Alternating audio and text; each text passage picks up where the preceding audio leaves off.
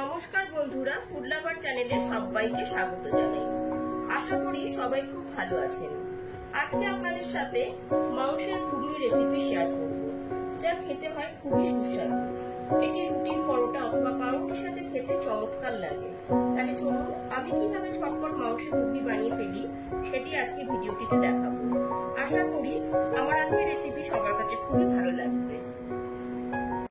মাংসের ঘুগনি বানাবার জন্য এখানে 1 কাপ পরিমাণ মটর নিয়ে নিয়েছি, ওজনে 200 গ্রাম। মটরগুলোকে সারা রাত ধরে আমি জলে ভিজিয়ে রেখেছিলাম।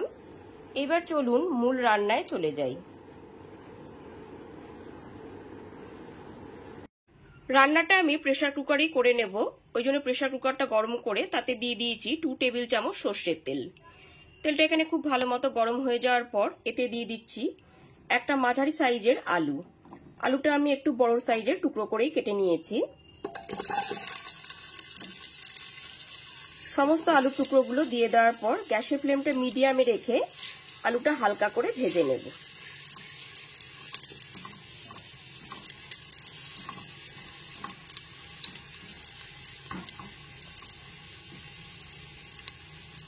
গ্যাসের ফ্লেমটা মিডিয়ামে রেখে আলুটা এখানে হালকা করেই ভেজে নেব, বেশি লাল করে ভাজার দরকার নেই। আলুটা এখানে ভাজা হয়ে গেছে, তার তেল থেকে একটা বাটিতে তুলে নেব।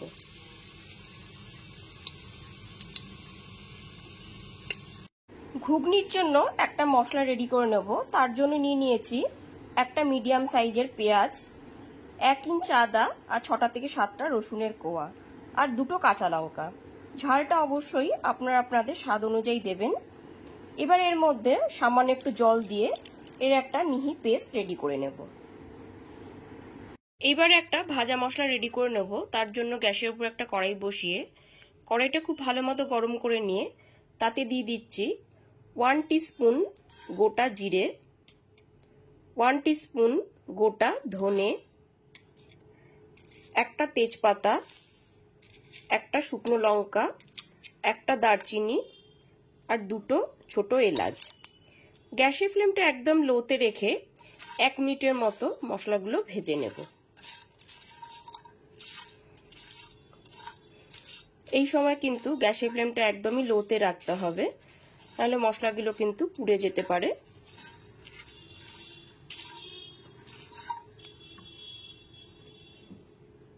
গ্যাসের ফ্লেমটা একদম লোতে রেখে মশলাগুলো হালকা করে ভেজে নিয়েছি। এবার গ্যাসের ফ্লেমটা অফ করে দিয়ে মশলাগুলো একটু ঠান্ডা করে একটা মিক্সার জারে গুঁড়ো করে নেব। আলুটা ভেজে তুলে নেওয়ার পর ওই একই তেলের মধ্যে দিয়ে দিচ্ছি একটা মিডিয়াম সাইজের পেঁয়াজ কুচনো। গ্যাসের ফ্লেমটা মিডিয়ামে রেখে পেঁয়াজ কুচিটা হালকা করে ভেজে নেব।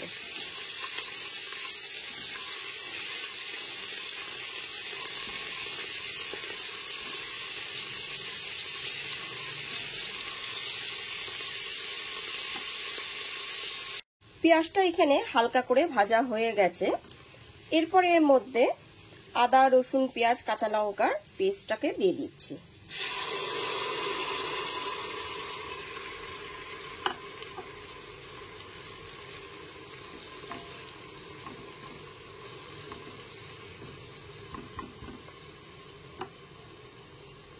পেঁয়াজ, আদা, রসুন, কাঁচা লঙ্কার পেস্টটা খুব ভালো মতো মিশিয়ে নেবার পর এর মধ্যে দিয়ে দিচ্ছি একটা টমেটোর পেস্ট।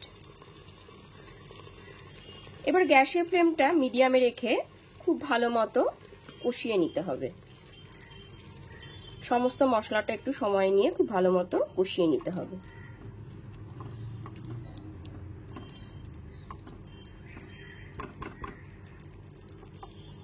পেঁয়াজ, আদা, রসুন, টমেটোটা খুব ভালো মতো কষিয়ে নেবার পর এর মধ্যে গুঁড়ো মশলাগুলো অ্যাড করে দেবো। দিয়ে দিচ্ছি 1 টিস্পুন হলুদ গুঁড়ো, খুব সুন্দর একটা কালার আনার জন্য দিয়ে দিচ্ছি 1 টিস্পুন কাশ্মীরি লঙ্কার গুঁড়ো, 1 টিস্পুন জিরের গুঁড়ো, দিয়ে দিচ্ছি স্বাদ মতো 1 টিস্পুন লবণ, সামান্য একটু জল দিয়ে খুব ভালো মতো কষিয়ে নেব। গ্যাসের ফ্লেমটা মিডিয়ামে রেখে বেশ কিছুক্ষণ সময় নিয়ে মশলাটা খুব ভালো মতো কষিয়ে নিতে হবে, যতক্ষণ না পর্যন্ত তেল রিলিজ হয়ে আসছে।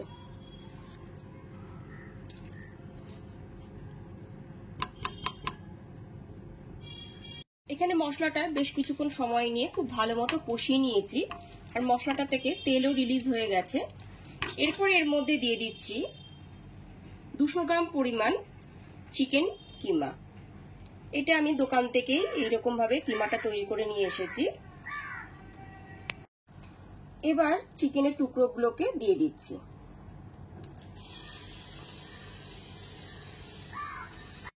কিমাটা দিয়ে দেওয়ার পর খুব ভালো মতো মিশিয়ে খুব ভালো মতো কষিয়ে নিতে হবে। গ্যাসের ফ্লেমটা মিডিয়ামে রেখে বেশ কিছুক্ষণ সময় নিয়ে খুব ভালো মতো কষিয়ে নিতে হবে।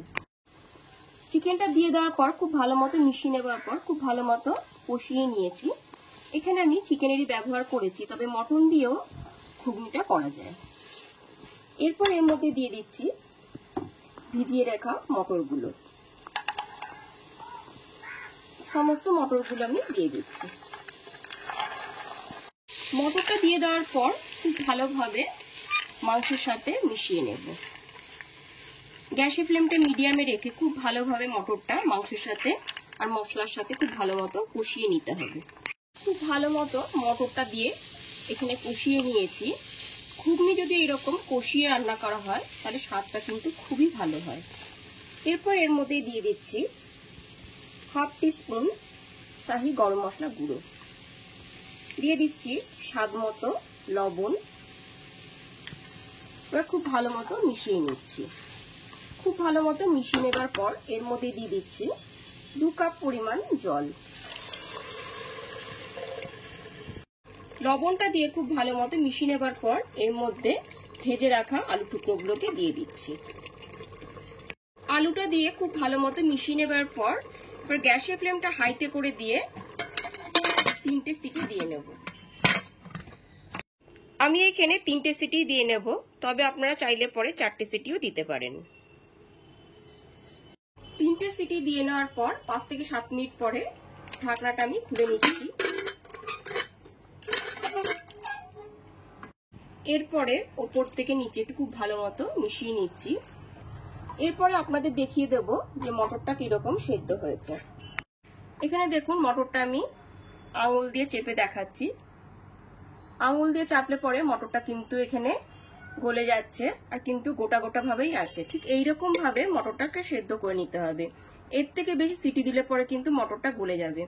এরপর এর মধ্যে একটা ভাজা মশলা দিয়ে দিচ্ছি। যে ভাজা মশলাটা আগে থেকে তৈরি করে রেখেছিলাম সেই ভাজা মশলাটা দিয়ে খুব ভালো মতো মিশিয়ে নিলাম। মাংসের ঘুগনিতে এইরকম ভাজা মশলা দিলে পরে স্বাদটা কিন্তু দ্বিগুণ হয়ে যায়।